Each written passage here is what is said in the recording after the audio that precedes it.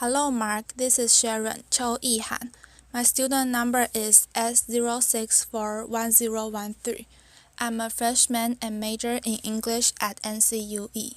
The speech title is How Adaptive Clothing Empowers People with Disabilities by Mindy Scheier. I love fashion. I actually go to bed every night thinking about what I'm going to wear the next day. Clothing transforms me, defines me, gives me confidence. You may not feel the same way about fashion, but I bet you have a favorite t-shirt or a pair of jeans that transforms you, makes you feel good, makes you feel confident, makes you feel like you. When I was younger, I wanted to be Betsy Johnson. I thought we were kindred, crazy hair spirits together. I did go to fashion design. I worked in the industry for years and loved it. I married. I had 3 kids, but life can be heartbreakingly ironic. My middle child, Oliver, was born with a rare form of muscular dystrophy, or MD. MD affects his muscle strength, his pulmonary system, distorts his body and makes everyday life more challenging than most. From the time he could walk, which wasn't until about 2.5, he had to wear leg braces for stability, because he wasn't growing appropriately. He had to wear a feeding tube that was placed on his face. He endured stares, and so did I. But my husband Greg and I told him that no matter what, he was just like everybody else. But everyday tasks for Oliver that we all take for granted were incredibly challenging. That simple act of dressing yourself, the very thing that I adore, was a nightmare for him. His form of MD does not affect his mind. His brain is an A+, which means he's acutely aware of his shortcomings. This became very evident when he started school, and that daily act of dressing yourself was a constant reminder of what he could and could not do. So our solution was for Oliver to wear sweatpants every day, to school, to parties, on vacations, his uniform. For special occasions, he will wear proper pants, but many times, because he couldn't manage the button and zipper, I would have to take him to the men's room, which was incredibly embarrassing for him and the other men that were in there. But then I said, "Oh, please, there's nothing I haven't seen before." Laughter. For years we muddled through, but when Oliver was in 3rd grade, I found out he was more like me than I ever imagined. Oliver, too, cared about fashion. He came home from school one day and said very definitively that he was going to wear jeans to school like everybody else gets to wear. Well, I certainly couldn't go to class with him and take him to the boys' room, but there was no way I was telling my 8-year-old that he couldn't wear what he wanted to wear. So that night, I MacGyvered the hell out of his jeans. I remembered when I was pregnant and unwilling to stop wearing my own favorite pants, even though I was busting out of them. That rubber band trick. You moms remember what I'm talking about? The rubber band through the buttonhole, around the button and back. Instant stretch. So I moved the zipper so he could pull it up and down on his own. I cut out the side seam of the bottom of his pants to accommodate for his leg braces. Applied Velcro. Hold your ears, everybody. Peel and stick, mind you, so that it will close around it. When I showed Oliver my arts and crafts project, he absolutely beamed. He went into school with his head held so high. Those jeans transformed him. He was able to get dressed on his own. He was able to go to the bathroom on his own. Those jeans gave him confidence. I didn't realize it at the time, but it was my first foray into the world of adaptive clothing. Adaptive clothing is defined as clothing designed for people with disabilities, the elderly, and anyone who struggles with dressing themselves. Adaptive clothing did exist, but it was missing that mainstream fashion component. It was very medicinal and very functional but not stylish, and that's a huge problem, because what you wear matters. Clothing can affect your mood, your health, and your self-esteem. Now, being a fashion lover, I've known this forever, but scientists actually have a name for it. It's called enclothed cognition, the co-occurrence of two facts, the symbolic meaning of clothing and the physical experience of wearing the clothing, both of which have a direct correlation to how you feel about yourself. There's actually a professor in the UK by the name of Karen J. Pine. She wrote a book called Mind What You Wear, The Psychology of Fashion. She states in her book that when you put clothes on, you adapt the characteristics of what you're wearing, whether you realize it or not. That's why you feel like a rock star when you put on those perfect fitting jeans. That's why you feel invincible when you put on that power suit. And that's why you feel beautiful in that little black dress. But that's exactly why Oliver felt so isolated when he couldn't wear what he wanted to wear. He even said to me one time, "Mom, wearing sweatpants every day makes me feel like I'm dressing disabled."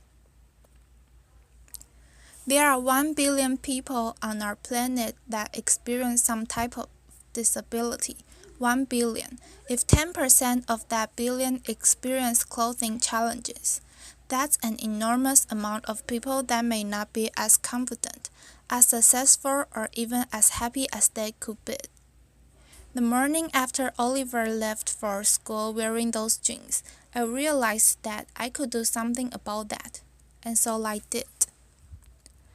In 2013, I founded an organization called Runaway of Dreams. The mission was to educate the fashion industry that modifications could be made to mainstream clothing for this community that has never been served. And it began with an entire year of research. I went to school.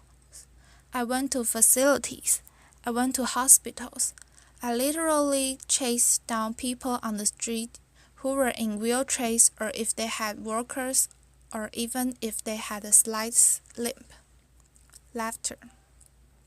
I know I must have looked insane, but I knew that if I was really going to make a difference, I had to truly understand the clothing challenges of as many different people as I possibly could.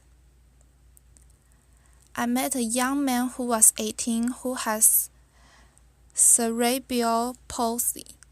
He was going to Harvard University. He said to me, "Can you imagine? I got myself into Harvard, but my dream is to be able to wear jeans on campus like the other freshmen will wear." I met a little girl named Diana who was missing her left forearm and her hand. Her mother told me she could not bear to see her daughter's difference magnified by a dangling sleeve, so she had every single long-sleeve shirt professionally tailored.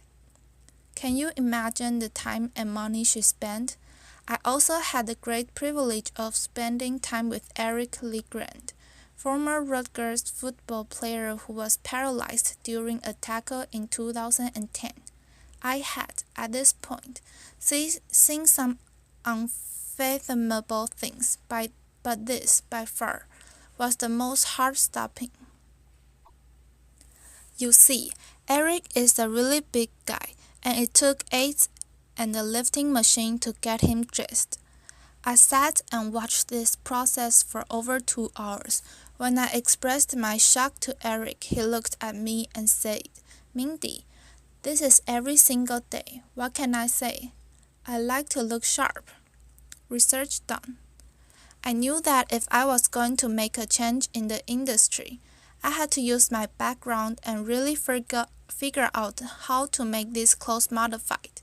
So I took the information I gathered over that past year and I figured out that there were actually three categories that were affected across the board. The first were closures. Buttons, snaps, zippers, hook and eyes were a challenge for almost everybody, so I replaced them with the more manageable technology. Magnets. Magnets made our Harvard freshman able to wear jeans on campus because he could dress himself.